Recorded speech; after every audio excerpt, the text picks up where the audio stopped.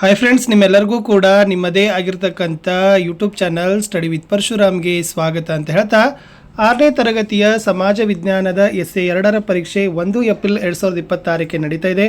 ಒಂದು ಪ್ರಶ್ನೆ ಪತ್ರಿಕೆಯನ್ನು ನೋಡೋಣ. ಸೊ ಇನ್ನೂ 4 ಪ್ರಶ್ನೆ ಪತ್ರಿಕೆಗಳಿದ್ದಾವೆ. ಅವೆಲ್ಲವುಗಳನ್ನು ನೋಡಿ ಖಂಡಿತವಾಗಿ ನಿಮಗೆ ಔಟ್ ಆಗೇ ಆಗ್ತದೆ. ವಿಡಿಯೋನ ಲೈಕ್, ಶೇರ್ ಮತ್ತು ಸಬ್ಸ್ಕ್ರೈಬ್ ಮಾಡೋದನ್ನು ಮಾತ್ರ ಮರೆಯದಿರಿ ಅಂತ ಹೇಳ್ತಾ ಈ ವಿಡಿಯೋವನ್ನು ಶುರು ಮಾಡ್ತೀನಿ. ಅಶೋಕನನ್ನು ಯುದ್ಧ ಮಾರ್ಗದ ಬದಲಾಗಿ ಧರ್ಮ ಮಾರ್ಗದ ಕಡೆಗೆ ಪರಿವರ್ತನೆಯನ್ನು ಮಾಡಿದ ಯುದ್ಧ ಯಾವುದು ಅಂತ ಕೇಳಿದ್ದಾರೆ. ಸೊ ಗೊತ್ತಿರಲಿ, ಆಪ್ಷನ್ ಎ ಕಳಿಂಗ ಯುದ್ಧ ಅನ್ನೋದು ಸರಿಯಾದ ಉತ್ತರ ಬರ್ತದೆ. ಪ್ರಶ್ನೆ 2, ದೆಹಲಿ ಸುಲ್ತಾನರ ಆಳ್ವಿಕೆಯ ಕಾಲದಲ್ಲಿ ಅಧಿಕಾರದ ಸೂತ್ರವನ್ನು ಹಿಡಿದ ಏಕೈಕ ಮಹಿಳೆ ಯಾರು ಅಂತ ಕೇಳಿದ್ದಾರೆ. Option D Razia Sultana is the right answer. ಪ್ರಶ್ನೆ 3, ಭಗವದ್ಗೀತೆಯನ್ನು ಭಾಷಾಂತರ ಮಾಡಿದ ಮೊಘಲ್ ದೊರೆ ಕೇಳಿದ್ದಾರೆ. ಸೊ ಭಗವದ್ಗೀತೆಯನ್ನು ಯಾರು ಭಾಷಾಂತರ ಮಾಡಿದಾರಪ್ಪ ಅಂದರೆ ದಾರಾ ಸಿಖ್ ಅನ್ನೋದು ಸರಿಯಾದ ಉತ್ತರ ಬರಬೇಕು. ಇನ್ನು ಏಷ್ಯಾ ಖಂಡದಲ್ಲೇ ಎತ್ತರವಾದ ಮತ್ತು ಹೆಚ್ಚು ಪರ್ವತಗಳ ಸರಣಿಯನ್ನು ಹೊಂದಿರುವ ಏಷ್ಯಾದ ಪ್ರಾಕೃತಿಕ ವಿಭಾಗ ಯಾವುದು ಅಂತ ಕೇಳಿದರೆ ಆಪ್ಷನ್ ಬಿ ದಖನ್ ಪ್ರಸ್ಥಭೂಮಿ ಅನ್ನೋದು ಸರಿಯಾದ ಉತ್ತರವನ್ನು ಕೊಡಬೇಕು. ಇನ್ನು ನೆಕ್ಸ್ಟ್ 1 ಅಂಕದ ಪ್ರಶ್ನೆಗಳು 4 ಇರ್ತಾವೆ. ಪ್ರತಿಯೊಂದಕ್ಕೆ 1 ಅಂಕ, 4 ಪ್ರಶ್ನೆ 4 ಅಂಕ. ಪ್ರಜಾಪ್ರಭುತ್ವದ ಗುರಿ ಏನು? ಪ್ರಜೆಗಳ ಹಿತರಕ್ಷಣೆಯೇ ಪ್ರಜಾಪ್ರಭುತ್ವದ ಮುಖ್ಯ ಗುರಿಯಾಗಿದೆ. ಇನ್ನು ಸಮಾಜದಲ್ಲಿನ ಅಸಹಾಯಕ ವರ್ಗಗಳು ಯಾವುವು ಅಂತ ಕೇಳಿದರೆ ರೋಗಿಗಳು, ವಿಶೇಷಚೇತನರು, ವೃದ್ಧರು, ಮಹಿಳೆಯರು, ಮಕ್ಕಳು ಮತ್ತು ನಿರುದ್ಯೋಗಿಗಳು ಇವರೆಲ್ಲರೂ ಕೂಡ ಏನು ಮಾಡ್ತಾರಪ್ಪ ಅಂದರೆ ಸಮಾಜದ ಅಸಹಾಯಕ ವರ್ಗಕ್ಕೆ ಸೇರ್ತಾರೆ. ಇನ್ನು ವಿಜಯನಗರ ಅರಸರ ಕಾಲದಲ್ಲಿ ಕಟ್ಟಡದ ರಚನೆಯನ್ನು ಯಾವ ಶಿಲೆಯಿಂದ ನಿರ್ಮಿಸಿದ್ರು ಅಂತ ಕೇಳಿದರೆ ಕನಶಿಲೆ ಅಂತ ಕೇಳ್ತಾರೆ, ಅಥವಾ ಅದನ್ನು ಏನಂತಾರೆ ಗ್ರಾನೈಟ್ ಶಿಲೆ ಅಂತಲೂ ಕೂಡ ಕರೀತಾರೆ. ಇನ್ನು ಸತ್ಯಮೇವ ಜಯತೆ ಇದರ ಅರ್ಥ ಏನು ಕೇಳಿದರೆ ಸತ್ಯಮೇವ ಜಯತೆ ಅಂದರೆ ಸತ್ಯಕ್ಕೆ ಮಾತ್ರ ಜಯ ಅನ್ನೋದನ್ನು ಬರಿಬೇಕು. ಇನ್ನು 3rd ಮೇನಲ್ಲಿ ಬಿಟ್ಟ ಸ್ಥಳ ಇತ್ತು. ಇಲ್ಲಿ 4 ಪ್ರಶ್ನೆಗಳಿದ್ದಾವೆ. ಪ್ರತಿ ಸರಿಯಾದ ಉತ್ತರಕ್ಕೆ 1 ಅಂಕ, 4 ಪ್ರಶ್ನೆ 4 ಅಂಕ. ಭಾರತದಲ್ಲಿ ಬಾಲಕಾರ್ಮಿಕ ನಿಷೇಧ ಕಾಯ್ದೆ ಡ್ಯಾಶ್ ಜಾರಿಗೆ ಬಂದಿದೆ ಅಂತ ಕೇಳಿದರೆ 1986ರಂದು ಸೊ ಭಾರತದಲ್ಲಿ ಬಾಲಕಾರ್ಮಿಕ ನಿಷೇಧ ಕಾಯ್ದೆ ಜಾರಿ ಆಗ್ತದೆ.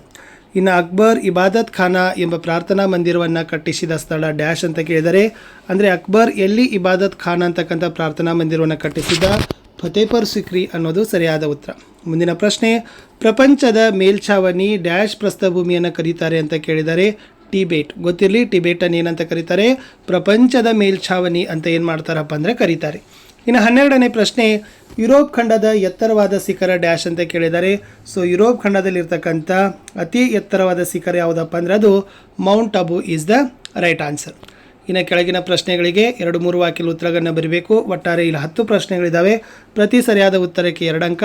ಪ್ರಶ್ನೆ 13, ಆಫ್ರಿಕಾ ಖಂಡದ ಭೌಗೋಳಿಕ ಸನ್ನಿವೇಶವನ್ನು ತಿಳಿಸಿ ಅಂತ ಕೇಳಿದ್ದಾರೆ. ಇಲ್ಲಿ ಉತ್ತರ ಏನು ಬರ್ತದಪ್ಪ ಅಂದರೆ ಆಫ್ರಿಕಾ ಖಂಡದ ಭೌಗೋಳಿಕ ಸನ್ನಿವೇಶ ಅದು ಆಫ್ರಿಕಾ ಖಂಡ ಉತ್ತರದಲ್ಲಿ ಮೆಡಿಟರೇನಿಯನ್ ಸಮುದ್ರ, ಪಶ್ಚಿಮಕ್ಕೆ ಅಟ್ಲಾಂಟಿಕ್ ಸಾಗರ, ಪೂರ್ವಕ್ಕೆ ಕೆಂಪು ಸಮುದ್ರ ಮತ್ತು ಹಿಂದೂ ಮಹಾಸಾಗರಗಳಿಂದ ಸುತ್ತುವರೆದಿದೆ. ಏಷ್ಯಾ ಸುಯೇಜ್ ಕಾಲುವೆಯನ್ನು ಪ್ರತ್ಯೇಕಗೊಂಡಿದೆ ಅಂತ ಬರೀಬೇಕು. ಇನ್ನು ರಜಪೂತರ ಗುಣಧರ್ಮಗಳನ್ನು ಕೇಳಿದ್ದಾರೆ. ಸೊ ಮುಖ್ಯವಾಗಿ ಅವ್ರು ಏನು ಮಾಡ್ತಾರಪ್ಪ ಅಂದ್ರೆ ಗೋವುಗಳು, ಅನಾಥರು, ದುರ್ಬಲರು ಮತ್ತು ಸ್ತ್ರೀಯರ ರಕ್ಷಣೆ ಮಾಡೋದು ಮತ್ತು ಧರ್ಮ ಅಂತ ಭಾವಿಸಿದರು. ಶರಣಾಗತರಾದವರನ್ನು ರಕ್ಷಣೆ ಕೊಡ್ತಿದ್ರು. ತಮ್ಮ ಪೂರ್ವಜರ ಪರಾಕ್ರಮಗಳ ಬಗ್ಗೆ ಕಥನಗಳನ್ನು ಮಾಡಿ ಹಾಡಿ ಸ್ಫೂರ್ತಿಯನ್ನು ಪಡೆದುಕೊಳ್ತಿದ್ರು. ಇನ್ನು ರಾಷ್ಟ್ರೀಯ ಚಿಹ್ನೆಗಳು ಏಕೆ ಬೇಕು ಅಂತಕ್ಕಂಥ ಪ್ರಶ್ನೆ ಇತ್ತು. ಸೊ ವೆರಿ ಈಸಿ ಅದೇ. ರಾಷ್ಟ್ರೀಯ ಚಿಹ್ನೆಗಳು ನಮ್ಮಲ್ಲಿ ಏನು ಮಾಡ್ತಾವಪ್ಪ ಅಂದ್ರೆ ಭಾವೈಕ್ಯತೆ ಮತ್ತು ಘನತೆಯ ಬದುಕಿಗಾಗಿ ಸಾಕ್ಷಿ ಆಗಿದ್ದಾವೆ ಅಂತ ಬರೆದ್ರೆ ಸಾಕು.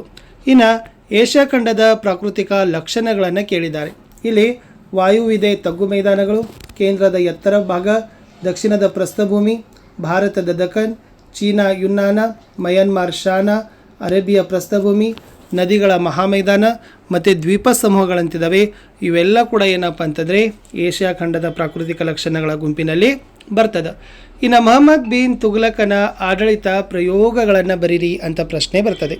ಇಲ್ಲಿ ಫಸ್ಟ್ ಏನು ಮಾಡ್ತಾನಪ್ಪ ಅಂದ್ರೆ ಮೊಹಮ್ಮದ್ ಬಿನ್ ತುಘಲಕ ರಾಜಧಾನಿಯನ್ನು ವರ್ಗಾವಣೆಯನ್ನು ಮಾಡ್ತಾನೆ. ಎಲ್ಲಿಂದ? ದೆಹಲಿಯಿಂದ ಎಲ್ಲಿಗೆ? ದೇವಗಿರಿಗೆ. ಇನ್ನು ಬೆಳ್ಳಿ ನಾಣ್ಯಗಳ ಬದಲು ಅಷ್ಟೇ ಮೌಲ್ಯವುಳ್ಳ ತಾಮ್ರದ ನಾಣ್ಯಗಳನ್ನು ಚಲಾವಣೆಗೆ ತರ್ತಾನೆ. 18ನೇ ಪ್ರಶ್ನೆ, ಮೊಘಲರ ರಾಜಕೀಯ ಆಡಳಿತದ ಬಗ್ಗೆ ತಿಳಿಸಿ ಅಂತ ಕೇಳಿದ್ದಾರೆ. ಎಸ್, ಇಲ್ಲಿ ಮೊಘಲರ ಆಸ್ಥಾನದಲ್ಲಿ ರಾಜ ಸರ್ವಶ್ರೇಷ್ಠನಾಗಿದ್ದ, ನಾಗರಿಕ ಮತ್ತು ಸೈನಿಕ ಅಧಿಕಾರವನ್ನು ಹೊಂದಿದ್ದ, ನ್ಯಾಯ ನೀಡುವಲ್ಲಿ ಆತನೇ ಅಂತಿಮ ನಿರ್ಧಾರವನ್ನು ತೆಗೆದುಕೊಳ್ಳುತ್ತಿದ್ದ. ಅವರು ಇಡೀ ಸಾಮ್ರಾಜ್ಯವನ್ನು ಪ್ರಾಂತ್ಯ, ಸಭೆ, ತಾಲೂಕುಗಳನ್ನು ವಿಂಗಡಿಸಿದರು. ನಗರಗಳಲ್ಲಿ ಕೋತ್ವಾಲ ಎಂಬ ಅಧಿಕಾರಿ ಕಾನೂನು ಮತ್ತು ವ್ಯವಸ್ಥೆಯನ್ನು ನೋಡಿಕೊಳ್ತಕ್ಕಂಥ ಅಧಿಕಾರಿ ಸಹಿತ ಈ ಮೊಘಲರ ಆಡಳಿತದಲ್ಲಿ ಇತ್ತು ಅಂತ ಬರೆದ್ರೆ ಉತ್ತರ ಕಂಪ್ಲೀಟ್ ಆಗ್ತದೆ. ಇನ್ನು 19ನೇ ಪ್ರಶ್ನೆ ಕೇಳಿದ್ದಾರೆ, ಪ್ರಜಾಪ್ರಭುತ್ವದ ಮಹತ್ವವನ್ನು ಬರೀರಿ ಅಂತ ಕೇಳಿದ್ದಾರೆ. ಇಲ್ಲಿ ಪ್ರಜಾಪ್ರಭುತ್ವ ಜನಪರ ರಾಜಕೀಯ ವ್ಯವಸ್ಥೆಯಾಗಿದೆ. ಆಡಳಿತ ಪ್ರಜೆಗಳ ಆಯ್ಕೆ ಮಾಡಿದ ಪ್ರತಿನಿಧಿಗಳದ್ದೇ ಆಗಿದೆ. ಎಲ್ಲರ ಸಮಾನತೆಗೆ ಅವಕಾಶ ಕೊಡ್ತದೆ. ಕ್ರಮಬದ್ಧವಾಗಿ ಚುನಾವಣೆ ನಡೆದು ಜನಪ್ರತಿನಿಧಿಗಳು ಕಾರ್ಯ ಮಾಡ್ತಾರೆ. ವಿಷಯಗಳ ಬಗ್ಗೆ ಚರ್ಚೆ ನಡೆದು ಜನಪರ ನಿರ್ಧಾರಗಳನ್ನು ಕೈಗೊಳ್ತಾರೆ. ಪ್ರಜಾಪ್ರಭುತ್ವದಲ್ಲಿ ಜನರು ವಿವೇಕದಿಂದ ನಿರ್ಧಾರಗಳನ್ನು ತೆಗೆದುಕೊಳ್ಳಲಿಕ್ಕೆ ಬಹಳ ಅವಶ್ಯಕತೆ ಇದೆ ಅಂತ ಬರೆದ್ರೆ ಸಾಕು. ಇನ್ನು ಭಾರತದ ಏಕತೆ ಭಾವೈಕ್ಯತೆಗೆ ತೊಡಕುಂಟು ಮಾಡುವ ಅಂಶಗಳು ಯಾವುವು ಅಂತ ಕೇಳಿದ್ದಾರೆ. ಇಲ್ಲಿ ಮುಖ್ಯವಾಗಿ ಬರ್ತಕ್ಕಂಥದ್ದು ಜಾತೀಯತೆ, ಆಮೇಲೆ ಮತೀಯವಾದ, ನೆಕ್ಸ್ಟ್ ಪ್ರಾದೇಶಿಕವಾದ, ಆಮೇಲೆ ಭಯೋತ್ಪಾದನೆ. ಇವೆಲ್ಲ ಏನು ಮಾಡಿದಾವಪ್ಪ ಅಂದರೆ ಭಾರತದ ಏಕತೆಗೆ ಮತ್ತು ಭಾವೈಕ್ಯತೆಗೆ ಅಡ್ಡಿಯನ್ನು ಉಂಟು ಮಾಡ್ತಕ್ಕಂಥ ಅಂಶಗಳ ಪಟ್ಟಿಯಲ್ಲಿ ಬರ್ತಾವೆ. 21 ಯುರೋಪ್ ಖಂಡದ ಪ್ರಾಕೃತಿಕ ಲಕ್ಷಣಗಳನ್ನು ಕೇಳ್ತಾರೆ. ಸೊ ಅದು ಮುಖ್ಯವಾಗಿ ವಾಯವ್ಯ ಉತ್ತರ ಭಾಗಗಳು, ಉತ್ತರದ ಯುರೋಪ್ ಮೈದಾನ, ಕೇಂದ್ರದ ಉತ್ತರದ ಭಾಗ, ದಕ್ಷಿಣದ ಪರ್ವತಗಳು ಅಂತಕ್ಕಂಥದ್ದು ಯುರೋಪ್ ಖಂಡದ ಪ್ರಾಕೃತಿಕ ಲಕ್ಷಣಗಳಲ್ಲಿ ಬರ್ತದೆ. ಮುಂದಿನ ಮೋಸ್ಟ್ ಇಂಪಾರ್ಟೆಂಟ್ ಪ್ರಶ್ನೆ, ಆಫ್ರಿಕಾ ಖಂಡವನ್ನು ಕತ್ತಲೆಯ ಭೂಖಂಡ ಅಂತ ಕರೀತಾರೆ ಏಕೆ? ಹೌದು, ಆಫ್ರಿಕಾ ಖಂಡವನ್ನು ಕತ್ತಲೆಯ ಖಂಡ ಅಂತಲೇ ಕರೆಯೋದು. ಈ ಖಂಡದಲ್ಲಿ ಪ್ರಧಾನವಾಗಿ ಕಪ್ಪು ಜನರಿಂದಲ್ಲ, ಬದಲಾಗಿ ಅದರ ಪ್ರಸ್ಥಭೂಮಿಗಳು ಸಮುದ್ರ ತೀರದವರೆಗೆ ವಿಸ್ತರಿಸಿದವೆ.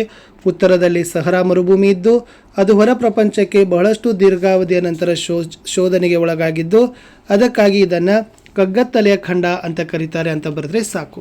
4 ಮಾರ್ಕರ್ ಕ್ವಶನ್, ಶಂಕರಾಚಾರ್ಯರ ಮಾಡಿದ ಸುಧಾರಣೆಗಳೇನು ಅಂತ ಕೇಳಿದ್ದಾರೆ. ಇವರು ಹಿಂದೂ ಸಮಾಜದಲ್ಲಿ ಹಲವಾರು ಸುಧಾರಣೆಗಳನ್ನು ತಂದು ಜನರಲ್ಲಿ ಜ್ಞಾನ ಮಾರ್ಗವನ್ನು ನಡೆಸ್ತಾರೆ. ಅದ್ವೈತ ಸಿದ್ಧಾಂತದ ಮೂಲಕ ಮನುಕುಲವೆಲ್ಲ ಒಂದೇ, ಇಲ್ಲಿ ಎಲ್ಲರೂ ಸಮಾನರು ಅಂತಕ್ಕಂಥ ತತ್ವವನ್ನು ಸಾರ್ತಾರೆ. ಜಾತಿಗಳ ಹೆಸರಿನಲ್ಲಾಗ್ತಕ್ಕಂಥ ಘರ್ಷಣೆಗಳನ್ನು ತಡೀತಾರೆ. ಶಂಕರರು ಬದರಿನಾಥ, ದ್ವಾರಕೆ, ಪುರಿ ಮತ್ತು ಕರ್ನಾಟಕದ ಶೃಂಗೇರಿಗಳಲ್ಲಿ ಪೀಠಗಳನ್ನು ಸ್ಥಾಪಿಸ್ತಾರೆ. ಅನೇಕ ಶಾಸ್ತ್ರಗ್ರಂಥಗಳನ್ನು ಬರೆದು ಅವರ ಕೃತಿ ಭಜಗೋವಿಂದ ಇಂದಿಗೂ ಜನಪ್ರಿಯವಾಗಿದೆ. ಶಂಕರಾಚಾರ್ಯರು ತಮ್ಮ 39 ವರ್ಷಗಳ ಜೀವಿತ ಕಾಲಾವಧಿಯೊಳಗೆ ಇಷ್ಟೆಲ್ಲ ಸಾಧಿಸಿದ್ದು ಅಚ್ಚರಿಯ ಸಂಗತಿಯಾಗಿದೆ ಅಂತ ಬರೀಬೇಕು. ಇನ್ನು ಲಾಸ್ಟ್ ಭಾರತದ ನಕ್ಷೆಯಲ್ಲಿ ನಿಮಗೆ ಅಂಕೋಲಾ ಕೇಳಿದ್ದಾರೆ. ಸೊ ಇಲ್ಲಿ ಬರ್ತದೆ. ಎಸ್, ಯಾವ್ಯಾವ 4 ಸ್ಥಳಗಳಿದಾವೆ ನೋಡ್ಕೊಂಡು ಬಿಡಿ. ಪಾಂಡಿಚೇರಿ, ರಕ್ಕಸಗಿ, ಅಂಕೋಲಾ, ಮಂಗಳೂರು. ಸೊ ಈ ಥರ ನೀವು ಏನು ಮಾಡಿ ಅಂತಂದರೆ ಪ್ರಾಕ್ಟೀಸ್ ಮಾಡಿ. ಇನ್ನೂ 2-3 ಪ್ರಶ್ನೆ ಪತ್ರಿಕೆಗಳನ್ನು ನಾವು ನಿಮಗೆ ಕೊಡ್ತೀವಿ ಅಂತ ಹೇಳ್ತಾ ವಿಡಿಯೋವನ್ನು ವಾಚ್ ಮಾಡಿದ್ದಕ್ಕೆ ಧನ್ಯವಾದಗಳು. ಸೊ ಎಕ್ಸಾಮನ್ನು ಚೆನ್ನಾಗಿ ಮಾಡಿ, ಯಾಕಂದರೆ ಇಲ್ಲಿ ಇರ್ತಕ್ಕಂಥ ಪ್ರಶ್ನೆಗಳು ಖಂಡಿತವಾಗಿ ನಿಮಗೆ ಬರ್ತವೆ ಅಂತ ಹೇಳ್ತಾ ಇಲ್ಲಿಯವರೆಗೆ ವಿಡಿಯೋವನ್ನು ವೀಕ್ಷಿಸಿದ್ದಕ್ಕಾಗಿ ಧನ್ಯವಾದಗಳು. ಥ್ಯಾಂಕ್ ಯು ಒನ್ಸ್ ಅಗೇನ್ ಅಂತ ಹೇಳ್ತಾ ಸೊ ನಾನು ಸಿಗ್ತೀನಿ ಮತ್ತೊಂದು ಹೊಸ ವಿಡಿಯೋದಲ್ಲಿ. ಸೊ ದಯಮಾಡಿ ತಾವೆಲ್ಲರೂ ಕೂಡ ವಿಡಿಯೋಗಳನ್ನು ಲೈಕ್ ಮಾಡಬೇಕು. ನಿಮ್ಮ ಹೆಚ್ಚು ಜನರಿಗೆ ಶೇರ್ ಮಾಡೋದನ್ನು ಮಾತ್ರ ಮರಿಬಾರ್ದು. ನೀವು ಎಷ್ಟು ಶೇರ್ ಮಾಡ್ತೀರಿ ಅಷ್ಟು ನಮಗೆ ಏನಾಗ್ತದಪ್ಪ ಅಂದ್ರೆ ಅನುಕೂಲ ಆಗ್ತದೆ, ಮತ್ತು ಇನ್ನಷ್ಟು ಹೆಚ್ಚಿನ ವಿಡಿಯೋಗಳು ನಮಗೆ ಮಾಡಲಿಕ್ಕೂ ಕೂಡ ಪ್ರೋತ್ಸಾಹ ಸಿಗ್ತದೆ. ಸಿಗ್ತೀನಿ, ಬಾಯ್.